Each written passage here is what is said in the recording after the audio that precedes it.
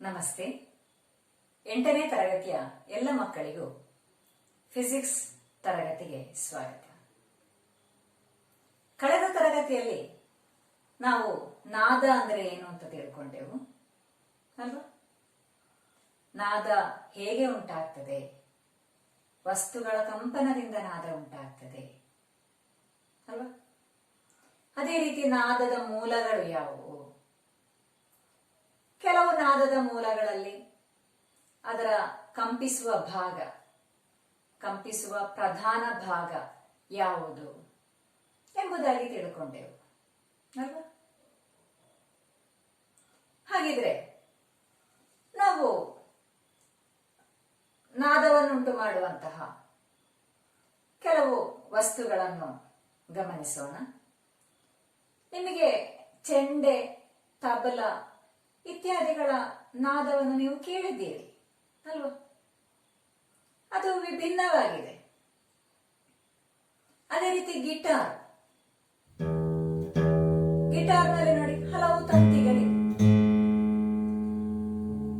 ಆ ತಂತಿಗಳ ನಾದ, ತಂತಿಗಳಿಂದ ಉಂಟಾಗುವಂತಹ ನಾದ ಕೇಳಿ ನೋಡಿ ಹೇಗಿದೆ ಅಂತ.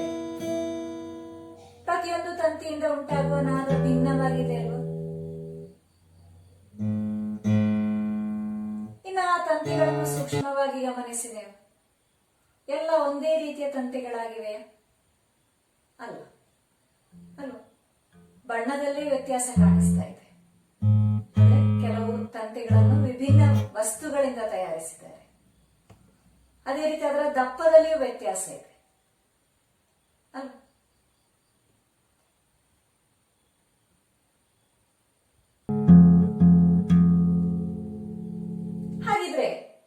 ವಸ್ತುಗಳ ಈ ನಾದ ಈ ರೀತಿ ಭಿನ್ನವಾಗಿರ್ಲಿಕ್ಕಿರುವಂತಹ ಕಾರಣ ಏನಾಗಿರ್ಬೋದು? ಅದು ಯಾವ ಘಟಕವನ್ನು ಹೊಂದಿಕೊಂಡಿದೆ ಎಂಬುದನ್ನು ನೋಡೋಣ. ಅದಕ್ಕಾಗಿ ನೋಡಿ, ಇಲ್ಲಿ ಗಮನಿಸಿ, ಒಂದು ಸರಳ ಲೋಲಕ ಅಥವಾ ಸಿಂಪಲ್ ಪೆಂಡುಲಮ್. ಏನಿದು ಸಿಂಪಲ್ ಪೆಂಡುಲಮ್ ಅಂದ್ರೆ?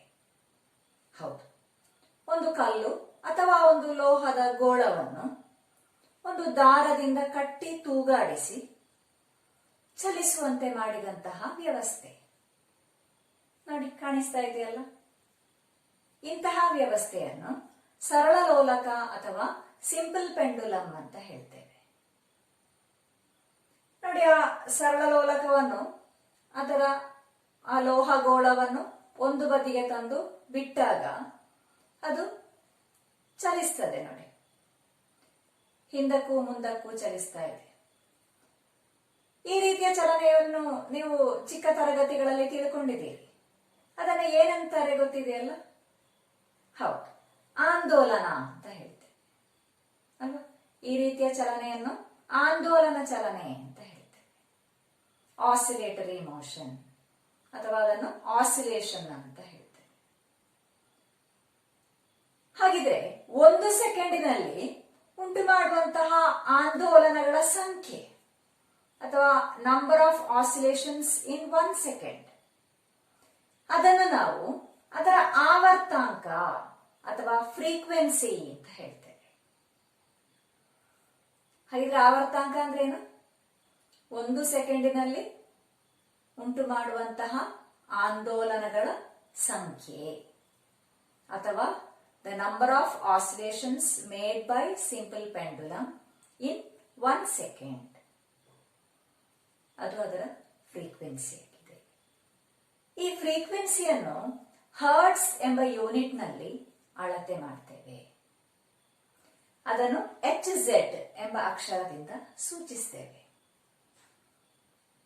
ಸ್ಪಷ್ಟ ಆಯ್ತಲ್ಲ?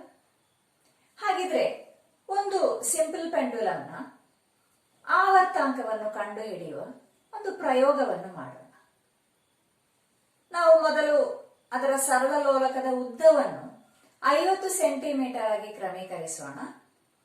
ಅದೇ ರೀತಿ ಅದರ ಪ್ರಯೋಗದಲ್ಲಿ ನಮಗೆ ಲಭಿಸುವಂತಹ ದತ್ತಾಂಶಗಳನ್ನು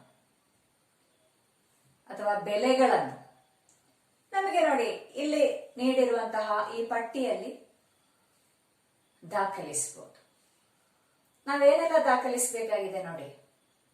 ಹೌದು, ಮೊದಲನೇ ಕಾಲಂನಲ್ಲಿ ಕ್ರಮ ಸಂಖ್ಯೆ ಇದೆ, ಎರಡನೇ ಕಾಲಂನಲ್ಲಿ ಆಂದೋಲನಗಳ ಸಂಖ್ಯೆ ಇದೆ, ಅಂದರೆ 10, 15 ಮತ್ತು 20. ಮೂರನೇ ಕಾಲಂನಲ್ಲಿ ಸಮಯವನ್ನು ಸೂಚಿಸಬೇಕಾಗಿದೆ, ಅಂದ್ರೆ 10 ಆಂದೋಲನ ಪೂರ್ತಿಗೊಳಿಸುವುದಕ್ಕಾಗಿ ಬೇಕಾದಂತಹ ಸಮಯ. ಆಂದೋಲನ ಅಂದ್ರೇನು? ಹೌದು, ಆ ಸರಳ ಲೋಲಕ ಮಧ್ಯಬಿಂದುವಿನಿಂದ ಒಂದು ಬದಿಗೆ ಹೋಗಿ ಪುನಃ ತಿರುಗಿ ಮಧ್ಯಬಿಂದುವಿನ ಮೂಲಕ ಇನ್ನೊಂದು ಬದಿಗೆ ತಲುಪಿ ಪುನಃ ಮಧ್ಯಬಿಂದುವಿಗೆ ತಲುಪುವುದನ್ನು ಒಂದು ಆಂದೋಲನ ಅಂತ ಹೇಳ್ತೇವೆ. ಒಂದು ಮಧ್ಯಬಿಂದುವಿನಿಂದ ಬಲಬದಿಗೆ, ನಂತರ ಮಧ್ಯಬಿಂದುವಿನ ಮೂಲಕ ಎಡಬದಿಗೆ, ಪುನಃ ಮಧ್ಯಬಿಂದುವಿಗೆ ತಲುಪಿದಾಗ ಒಂದು ಆಂದೋಲನ ಪೂರ್ತಿಯಾಗ್ತದೆ.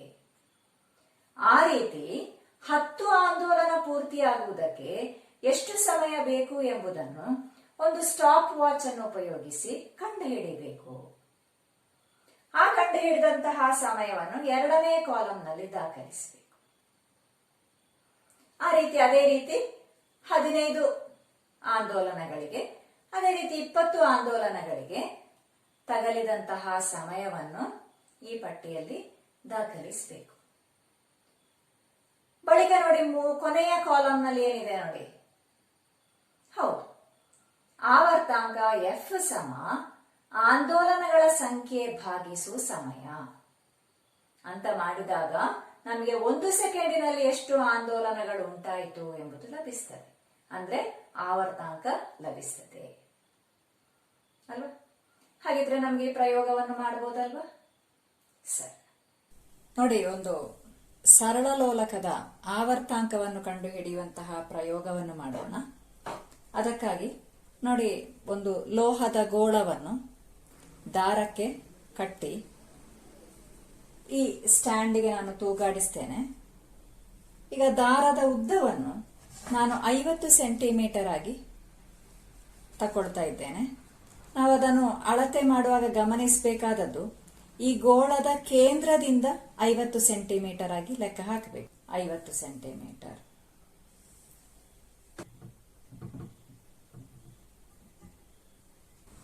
ನೋಡಿ, ಇದು ಸರಳ ಲೋಲಕ. ಇಲ್ಲಿ ನಾನೊಂದು ಸ್ಟಾಪ್ ವಾಚ್ ಅನ್ನು ಉಪಯೋಗಿಸಿದ್ದೇನೆ. ಆರಂಭದಲ್ಲಿ ನಿಮ್ಮ ಟೆಕ್ಸ್ಟ್ ಬುಕ್ಕಿನಲ್ಲಿರುವಂತಹ ಪಟ್ಟಿಯನ್ನು ಗಮನಿಸಿ. ಅದರಲ್ಲಿ ನೋಡಿ, ಲೋಲಕದ ಉದ್ದ ಈಗ ನಾವು 50 ಸೆಂಟಿಮೀಟರ್ ಆಗಿ ತಕೊಂಡಾಗ 10 ಆಂದೋಲನಗಳಿಗೆ ತೆಗೆದುಕೊಂಡಂತಹ ಸಮಯವನ್ನು ಮೊದಲು ಕಂಡುಹಿಡಿಯಬೇಕಾಗಿದೆ. ಹಾಗಿದ್ರೆ ನಾವು ಈ ಪ್ರಯೋಗವನ್ನು ಮಾಡೋಣ. ಒಂದು ಬದಿಗೆ ಹಿಡಿದು ಬಿಟ್ಟಾಗ ಅದು ಆಂದೋಲನಕ್ಕೆ ಒಳಗಾಗ್ತದೆ. ಇನ್ನು ಒಂದು ಆಂದೋಲನ ಎಂಬುದು ಇದರ ಮಧ್ಯಬಿಂದುವಿನಿಂದ ಒಂದು ಬದಿಗೆ ಚಲಿಸಿ ಪುನಃ ಇನ್ನೊಂದು ಬದಿಗೆ ಚಲಿಸಿ ಪುನಃ ಮಧ್ಯಬಿಂದುವಿಗೆ ತಲುಪುವಂಥದ್ದು, ಅದು ಒಂದು ಆಂದೋಲನ ಆಗಿದೆ. ಆ ರೀತಿ 10 ಆಂದೋಲನಗಳು ಪೂರ್ತಿಯಾಗುವಾಗ ತೆಗೆದುಕೊಳ್ಳುವಂತಹ ಸಮಯವನ್ನು ನಾವು ಮೊದಲನೆಯದಾಗಿ ಕಂಡುಹಿಡಿಯೋಣ. ನೋಡಿ, ನಾನೀಗ ಇಲ್ಲಿಂದ ಬಲಬದಿಗೆ ಚಲಿಸಲಿಕ್ಕೆ ಆರಂಭಿಸುವಾಗ ನಾನು ಸ್ಟಾಪ್ ವಾಚ್ ಅನ್ನು ಆನ್ ಮಾಡ್ತೇನೆ. ಬಳಿಕ 10 ಆಂದೋಲನ ಪೂರ್ತಿಯಾದಾಗ ಎಷ್ಟು ಸಮಯ ತಗೊಳ್ತದೆ ಎಂಬುದನ್ನು ನೋಡೋಣ. ಸ್ಟಾರ್ಟ್. 1, 2, 3, 4, 5, 6, 7, 8, 9, 10. ನೋಡಿ, ಸಮಯ 14.5 ಸೆಕೆಂಡ್. 14.5 ಸೆಕೆಂಡ್ ಕಾಣಿಸ್ತಿದೆಯಲ್ಲ? ನೀವು ನಿಮ್ಮ ಸೈನ್ಸ್ ಡೈರಿಯಲ್ಲಿ ಈ ಪಟ್ಟಿಯನ್ನು ಇದೇ ರೀತಿ ಮಾಡಿ ಲಭಿಸಿದಂತಹ ಬೆಲೆಗಳನ್ನು ಆ ಪಟ್ಟಿಯಲ್ಲಿ ದಾಖಲಿಸಿಕೊಳ್ತೀರಲ್ಲ, ಆಗ 10 ಆಂದೋಲನಗಳಿಗೆ 14.5 ಸೆಕೆಂಡ್. ಹಾಗಿದ್ರೆ ನಾವು 15 ಆಂದೋಲನಕ್ಕೆ ಎಷ್ಟು ಸಮಯ ಬೇಕಾಗ್ತದೆ ಎಂಬುದನ್ನು ನೋಡೋಣ.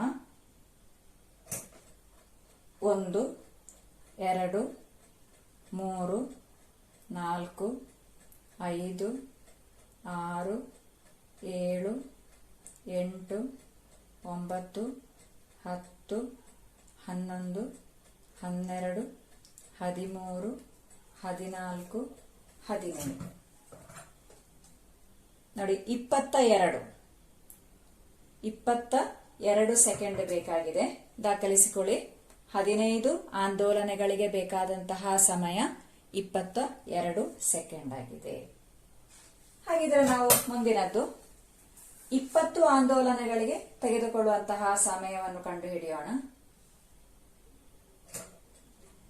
1 2 3 4 5 6 7 8 9 10 11 12 13 14 15 16 17 18 19 20 ನೋಡಿ 29 ಸೆಕೆಂಡ್ ಅಲ್ವಾ.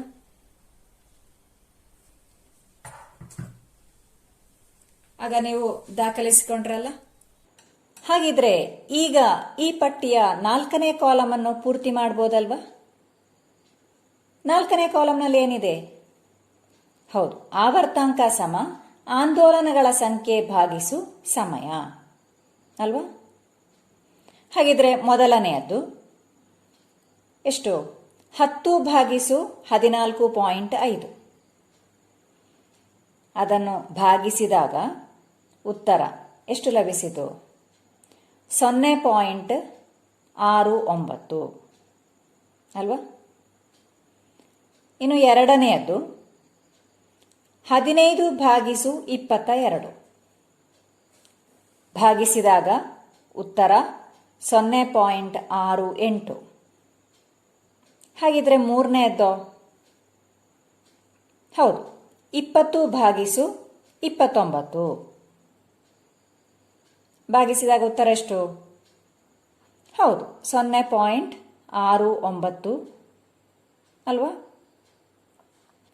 ಹಾಗಿದ್ರೆ ಈ 3 ಆವರ್ತಾಂಕಗಳ ಸರಾಸರಿಯನ್ನು ತೆಗೆದಾಗ ನಮಗೆ ಸರಳ ಲೋಲಕದ ಆವರ್ತಾಂಕ F ಸಮ ಎಷ್ಟು ಲಭಿಸ್ತದೆ?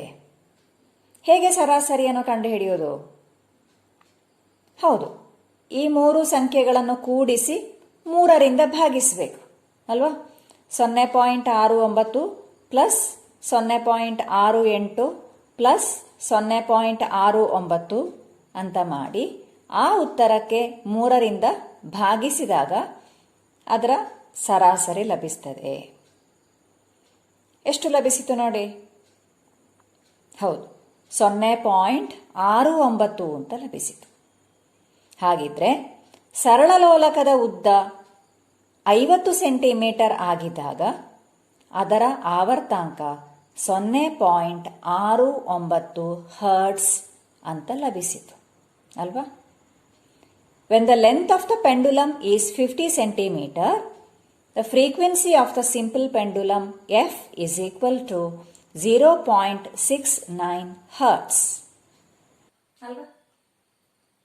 ಸರಿ, ಹಾಗಿದ್ರೆ ನಾವು ಇದೇ ಪ್ರಯೋಗವನ್ನು ಈ ಸರಳ ಲೋಲಕದ ಉದ್ದವನ್ನು ಬದಲಾಯಿಸಿ ಮಾಡಿ ನೋಡೋಣ. ಈ ಎರಡನೆಯ ಬಾರಿ ನಾವು ಮಾಡುವಾಗ ಸರಳ ಲೋಲಕದ ಉದ್ದವನ್ನು 40 ಸೆಂಟಿಮೀಟರ್ ಆಗಿ ತೆಗೆದುಕೊಳ್ಳೋಣ. ನೋಡಿ, ಈಗಲೂ ಇದರ ಲೋಲಕದ ಮಧ್ಯದಿಂದ 40 ಸೆಂಟಿಮೀಟರ್.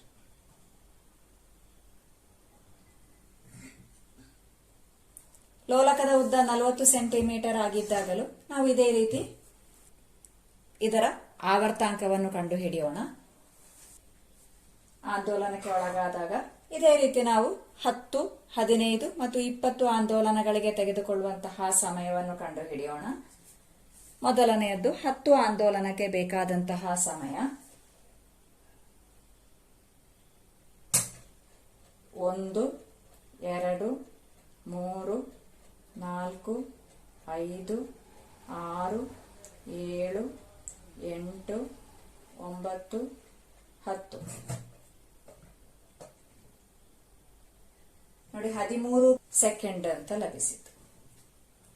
ಮತ್ತು ಆಂದೋಲನಕ್ಕೆ 13 ಸೆಕೆಂಡ್ ಲಭಿಸಿದೆ. ಇನ್ನು 15 ಆಂದೋಲನಗಳಿಗೆ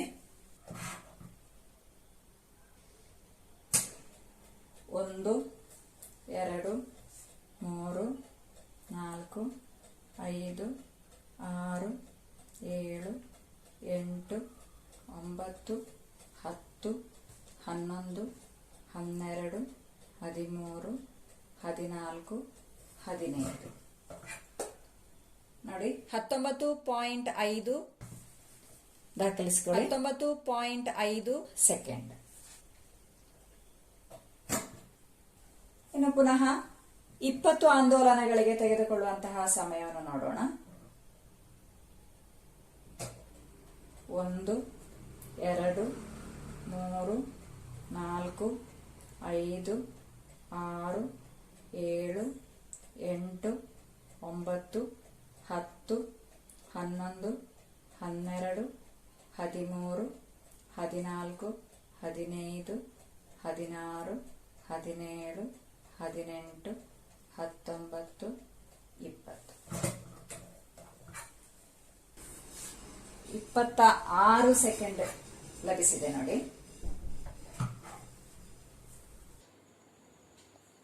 ಹಾಗಿದ್ರೆ ಈಗ ಈ ಪಟ್ಟಿಯ 4ನೇ ಕಾಲಮ್ ಅನ್ನು ಪೂರ್ತಿ ಮಾಡಬಹುದಲ್ವಾ? ಆಗ ಕಂಡುಹಿಡಿದ ಅದೇ ರೀತಿಯಲ್ಲಿ ನಿಮಗೆ ಕಂಡುಹಿಡಿಬಹುದಲ್ವಾ? ಹೌದು ನೋಡಿ, 10/13 ಸಮ ಎಷ್ಟು? ಹೌದು, 0.77. ಎರಡನೆಯದ್ದು 15 ಭಾಗಿಸು 19.5 ಎಷ್ಟು? ಹೌದು, 0.77. ಇನ್ನು ಮೂರನೆಯದ್ದು 20/26 ಎಷ್ಟು ಸಿಕ್ಕಿತು? ಹೌದು, 0.77. ಇಲ್ಲಿ ಕೂಡ ನಾವು ಈ 3 ಸಂಖ್ಯೆಗಳ ಸರಾಸರಿಯನ್ನು ಕಂಡುಹಿಡಿಯಬೇಕಾಗಿದೆ ಅಲ್ವಾ? ಅಂದರೆ ಈ 3 ಸಂಖ್ಯೆಗಳನ್ನು ಕೂಡಿಸಿ 3ರಿಂದ ಭಾಗಿಸಬೇಕು. ಹಾಗೆಷ್ಟು ಸಿಕ್ಕಿತು? ಹೌದು, 0.77 ಅಂತ ಲಭಿಸಿತು.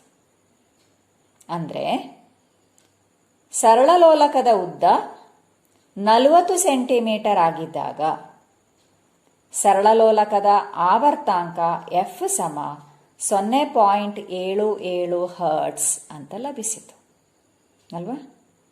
When the length of the simple pendulum is 40 centimeter, the frequency of the simple pendulum is F is equal to 0.77 hertz. ಈಗ ಸ್ಪಷ್ಟ ಆಯ್ತಾ? ಅಂದ್ರೆ ಉದ್ದ ಬದಲಾದಾಗ ಆವರ್ತಾಂಕ ಬದಲಾಗ್ತದೆ ಅಂತ ಸ್ಪಷ್ಟ ಆಯ್ತು ಅಲ್ವಾ? ಹಾಗಿದ್ರೆ ಇದೇ ರೀತಿ ಉದ್ದ ಬದಲಾದಾಗ ಆವರ್ತಾಂಕದಲ್ಲಿ ಯಾವ ಬದಲಾವಣೆ ಉಂಟಾಗ್ತದೆ ಎಂಬುದನ್ನು ಮತ್ತಷ್ಟು ಸ್ಪಷ್ಟಪಡಿಸುವುದಕ್ಕಾಗಿ ನಾವು ಇನ್ನೊಂದು ಪ್ರಯೋಗವನ್ನು ಮಾಡಿ ನೋಡೋಣ. ಒಂದು ಆಕ್ಸೋ ಬ್ಲೇಡ್.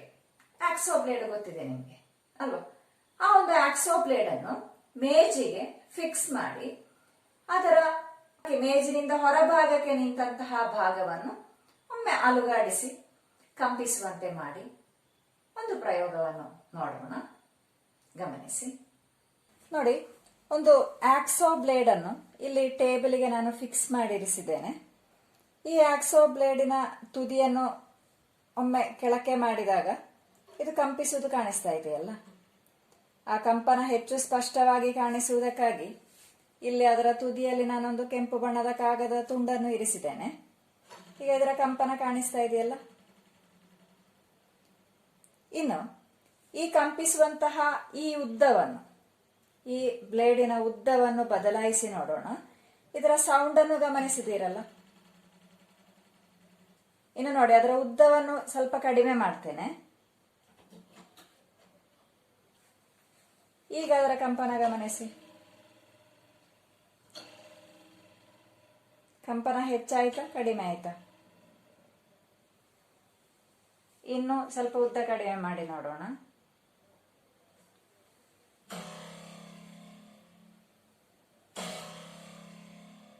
ಅಲ್ವಾ, ಉದ್ದ ಆಕ್ಸೋ ಬ್ಲೇಡಿನ ಉದ್ದ ಕಡಿಮೆ ಆದಾಗ ಕಂಪನಗಳ ಸಂಖ್ಯೆ ಹೆಚ್ಚಾಗ್ತದೆ.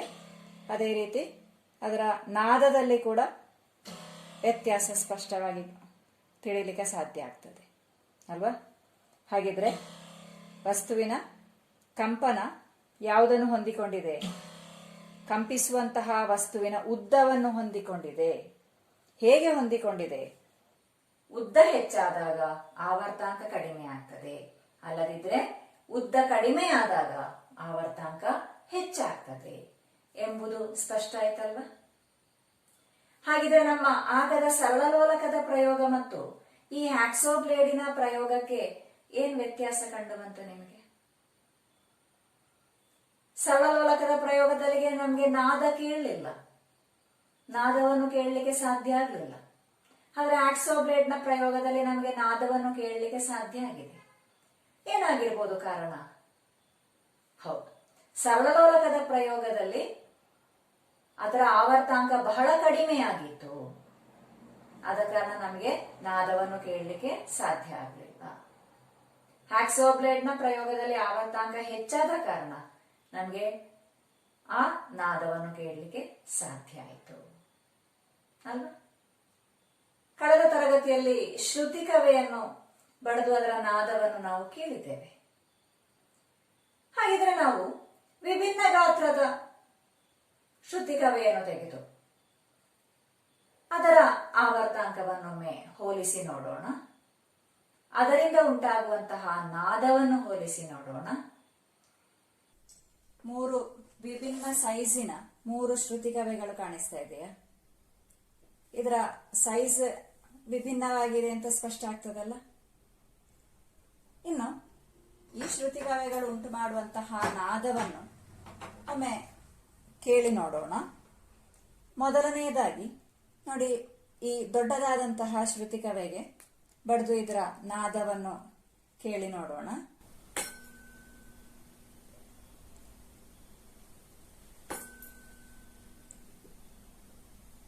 ಕೇಳಿಸಿತಲ್ವಾ?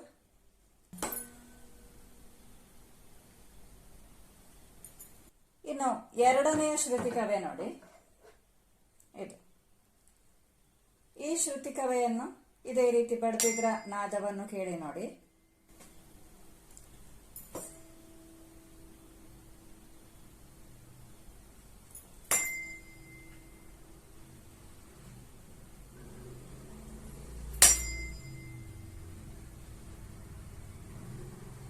ಮೊದಲಿನ ಶ್ರುತಿ ಕವೆಯ ನಾದಕ್ಕಿಂತ ಈ ಶ್ರುತಿ ಕವೆಯ ನಾದಕ್ಕೆ ವ್ಯತ್ಯಾಸ ಇಲ್ವಾ?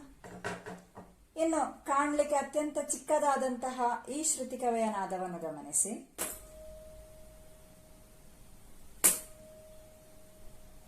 ವ್ಯತ್ಯಾಸ ಗೊತ್ತಾಗ್ತದಲ್ಲ?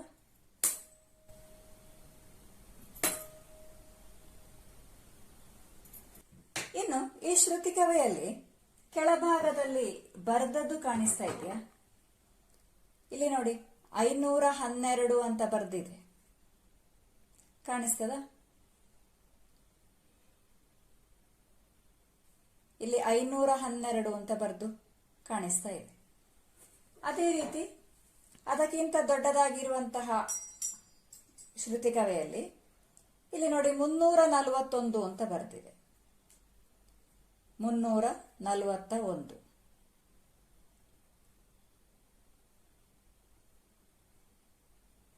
ಇನ್ನು ನೋಡಿ, ಕಾಣಲಿಕ್ಕೆ ಅತ್ಯಂತ ದೊಡ್ಡದಾಗಿರುವಂತಹ ಶ್ರುತಿ ಕವೆಯಲ್ಲಿ 256 ಅಂತ ಬರೆದದ್ದು ಕಾಣಿಸ್ತಿದ್ಯಾ?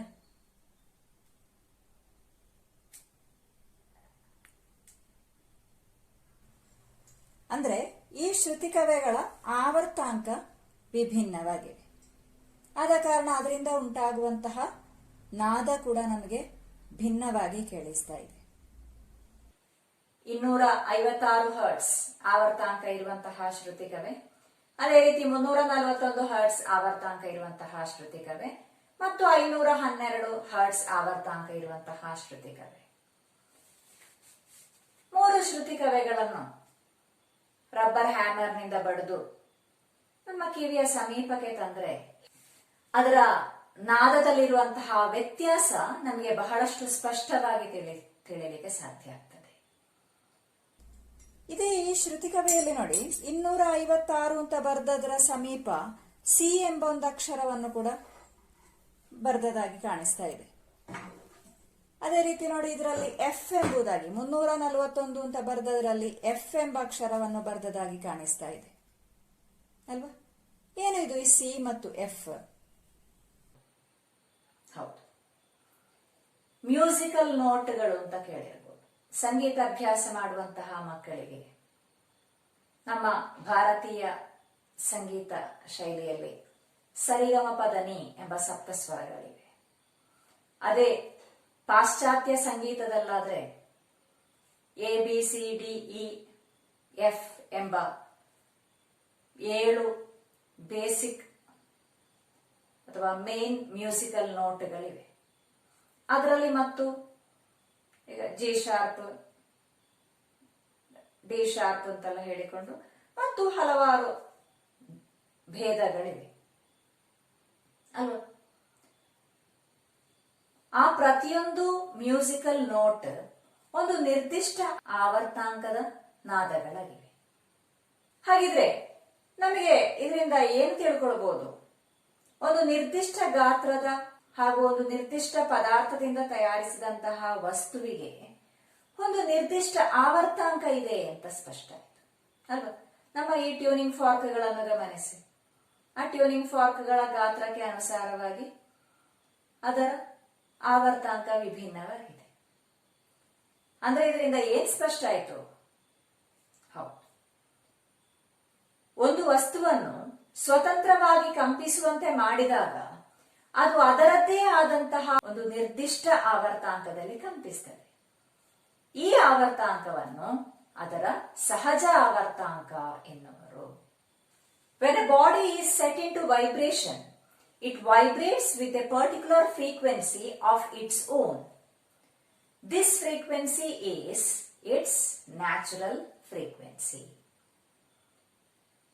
ಆದ ಕಾರಣ ನೋಡಿ, ನಾವು ಸ್ಟೀಲ್ ಪಾತ್ರೆ, ಟ್ಯೂನಿಂಗ್ ಫಾರ್ಕ್, ಹ್ಯಾಕ್ಸೋ ಬ್ಲೇಡ್ ಇತ್ಯಾದಿಗಳನ್ನು ಕಂಪಿಸುವಂತೆ ಮಾಡಿದಾಗ ಅವುಗಳು ಅವರದ್ದೇ ಆದ ಒಂದು ನಿರ್ದಿಷ್ಟ ಆವರ್ತಾಂಕದಲ್ಲಿ ಕಂಪಿಸಿದವು. ಆದ ಕಾರಣ ಪ್ರತಿಯೊಂದರ ನಾದವು ನಮಗೆ ವಿಭಿನ್ನವಾಗಿ ತೋರಿತು ಅಲ್ವಾ? ನೋಡಿ, ಒಂದು ಮೇಜಿಗೆ ಒಂದು ಪೆನ್ನಿನಿಂದ ಬಡಿದಾಗ ನಾದದ ಆವರ್ತಾಂಕ 200 ಹರ್ಟ್ಸ್ ಅಂತ ಆದ್ರೆ ಆ ಮೇಜಿನ ಸಹಜ ಆವರ್ತಾಂಕ ಎಷ್ಟಾಗಿರ್ಬೋದು? ಹೌದು, 200 ಹರ್ಟ್ಸ್. ನಾವು ಯಾವುದೇ ಒಂದು ವಸ್ತುವಿಗೆ ಬಡಿದಾಗ ಅದು ಯಾವ ಆವರ್ತಾಂಕದಲ್ಲಿ ಕಂಪಿಸ್ತದೆಯೋ ಅದು ಅದರ ಸಹಜ ಆವರ್ತಾಂಕ. ಆಗ ಮೇಜಿಗೆ ನಾವು ಪೆನ್ನಿನಿಂದ ಬಡಿದಾಗ ಅದರ ಆವರ್ತಾಂಕ 200 ಹರ್ಟ್ಸ್ ಆಗಿದ್ರೆ ಮೇಜಿನ ಸಹಜ ಆವರ್ತಾಂಕ ಎಂಬುದು 200 ಹರ್ಟ್ಸ್ ಆಗಿದೆ ಅಲ್ವಾ? ಹಾಗಿದ್ರೆ ಈ ಸಹಜ ಆವರ್ತಾಂಕ ಯಾವೆಲ್ಲ ಘಟಕಗಳನ್ನು ಹೊಂದಿಕೊಂಡಿದೆ ಅಂತ ಹೇಳ್ಬೋದಾ? ನೋಡಿ, ಅದಕ್ಕಾಗಿ ಒಂದು ವಿಡಿಯೋವನ್ನು ಗಮನಿಸಿ.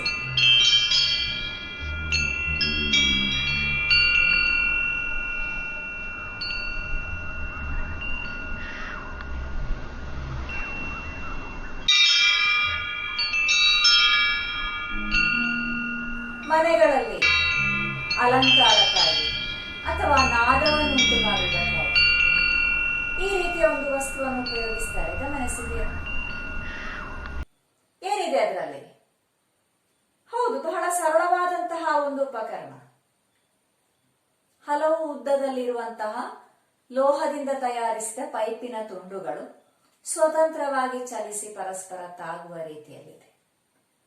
ಆಗ ಅವುಗಳು ವಿಭಿನ್ನ ನಾದವನ್ನು ಉಂಟು ಮಾಡುತ್ತದೆ. ಇದರಿಂದ ಏನು ಸ್ಪಷ್ಟ ಆಯಿತು? ಹೌದು, ವಸ್ತುವಿನ ಆವರ್ತಾಂಕವು ಉದ್ದವನ್ನು ಹೊಂದಿಕೊಂಡಿದೆ. ಅಂದ್ರೆ ಸಹಜ ಆವರ್ತಾಂಕವು ತಂತಿಯ ಉದ್ದವನ್ನು ಹೊಂದಿಕೊಂಡಿದೆ. ಅದೇ ರೀತಿ ನೋಡಿ, ನಾವೀಗಾಗಲೇ ನೋಡಿದ ಹಾಗೆ ಒಂದು ಗಿಟಾರ್ನ ತಂತಿಗಳ ದಪ್ಪ ಭಿನ್ನವಾಗಿವೆ ಅಲ್ವಾ? ದಪ್ಪವಾದ ತಂತಿಯಿಂದ ಹಾಗೂ ಸಪುರವಾದ ತಂತಿಯಿಂದ ಉಂಟಾಗುವ ನಾದವು ಭಿನ್ನವಾಗಿವೆ ಅಲ್ವಾ? ಅಂದ್ರೆ ಅವುಗಳ ಆವರ್ತಾಂಕವು ಭಿನ್ನವಾಗಿವೆ. ಅಂದ್ರೆ ಈಗ ಏನ್ ತಿಳ್ಕೊಂಡ್ರಿ?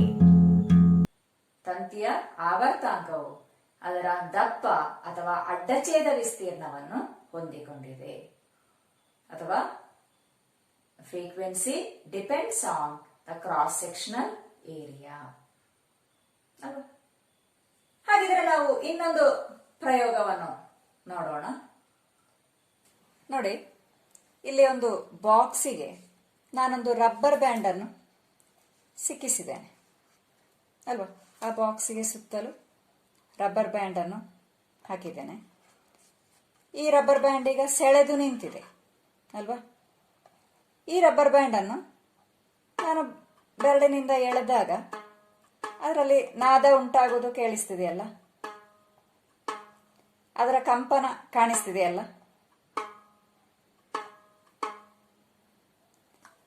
ಇದೇ ರಬ್ಬರ್ ಬ್ಯಾಂಡ್ ಅನ್ನು ನಾನು ತಿರುಗಿಸಿ ಈ ರೀತಿ ಹಾಕಿ ನೋಡ್ತೇನೆ.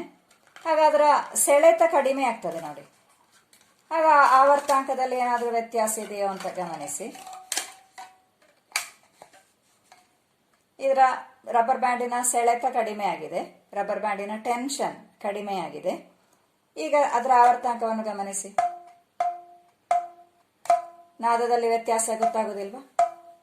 ಅದೇ ರೀತಿ ಅದರ ಕಂಪನವನ್ನು ಸರಿಯಾಗಿ ಗಮನಿಸಿ.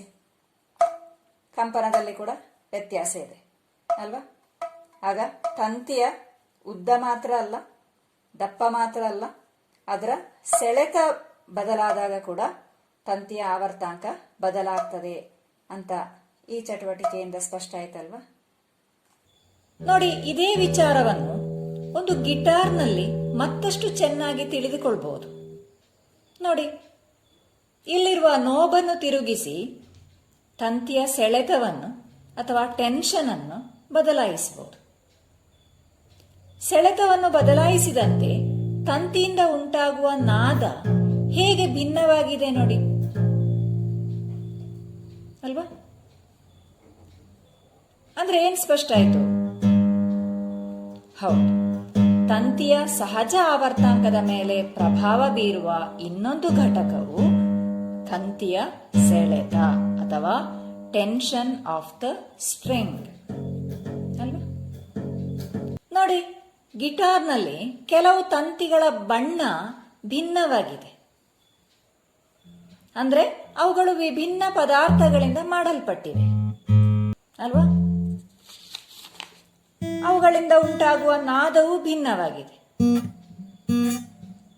ಅಂದ್ರೆ ಆವರ್ತಾಂಕದ ಮೇಲೆ ಪ್ರಭಾವ ಬೀರುವ ಇನ್ನೊಂದು ಘಟಕವು ಪದಾರ್ಥದ ಸ್ವಭಾವ ಅಥವಾ ನೇಚರ್ ಆಫ್ ದ ಮೆಟೀರಿಯಲ್ ಅಂತ ಹೇಳ್ಬೋದಲ್ಲ? ಸರಿ, ಇನ್ನು ನೋಡಿ ಇನ್ನೊಂದು ಸರಳವಾದ ಪ್ರಯೋಗ. ನೀವು ಚಿಕ್ಕ ಮಕ್ಕಳಾಗಿರುವಾಗ ಆಟ ಆಡಿರ್ಬೋದು. ತುಂಡಾದ ಬೆಲೂನ್ ಅನ್ನು ಗ್ಲಾಸಿನ ಬಾಯಿಗೆ ಕಟ್ಟಿ ನೀವು ಚೆಂಡೆಯನ್ನು ಮಾಡ್ತಾ ಇದ್ರಿ ಅಲ್ವಾ?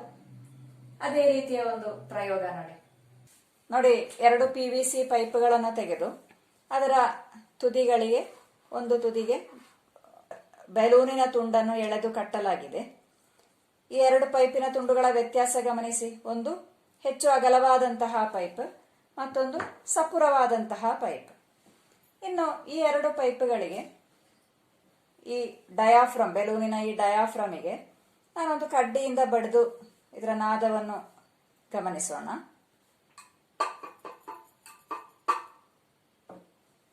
ಈ ದೊಡ್ಡ ಪೈಪಿನದ್ದು ನೋಡಿ, ಚಿಕ್ಕ ಪೈಪ್ ನೋಡಿ, ವ್ಯತ್ಯಾಸವನ್ನು ಗಮನಿಸಿದ್ರಲ್ವಾ? ಯಾಕಾಗಿರ್ಬೋದು ಈ ವ್ಯತ್ಯಾಸ? ಹೌದು, ಇದರ ವಿಸ್ತೀರ್ಣದಲ್ಲಿ ಇರುವಂತಹ ವ್ಯತ್ಯಾಸ ಅಲ್ವಾ? ಈ ವಿಸ್ತೀರ್ಣದಲ್ಲಿರುವಂತಹ ವ್ಯತ್ಯಾಸದಿಂದಾಗಿ ಇದರ ನಾದ ನಮಗೆ ವಿಭಿನ್ನವಾಗಿ ಕೇಳಿಸ್ತದೆ. ಆಗ ವಿಸ್ತೀರ್ಣ ಬದಲಾದಾಗ ಏನು ಬದಲಾಗ್ತದೆ? ಅದರ ಆವರ್ತಾಂಕ ಬದಲಾಗ್ತದೆ. ಆವರ್ತಾಂಕ ಬದಲಾದದರಿಂದಾಗಿ ನಮಗೆ ವಿಭಿನ್ನ ರೀತಿಯ ನಾದವು ಕೇಳಿಸ್ತದೆ ಅಂತ ಸ್ಪಷ್ಟ ಆಯ್ತಲ್ವಾ?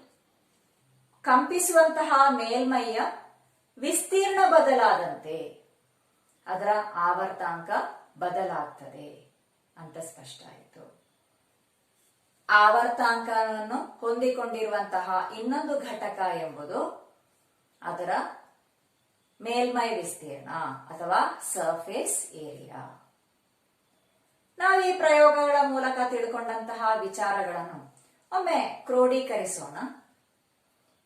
ಹಾಗಿದ್ರೆ ಒಂದು ವಸ್ತುವಿನ ಸಹಜ ಆವರ್ತಾಂಕದ ಮೇಲೆ ಪ್ರಭಾವ ಬೀರುವ ಘಟಕಗಳು ಯಾವುವು ಅಂತ ಹೇಳ್ಬೋದಲ್ಲ? What are the factors that influences the natural frequency of an object ಅಂತ ಹೇಳ್ಬೋದಲ್ಲ?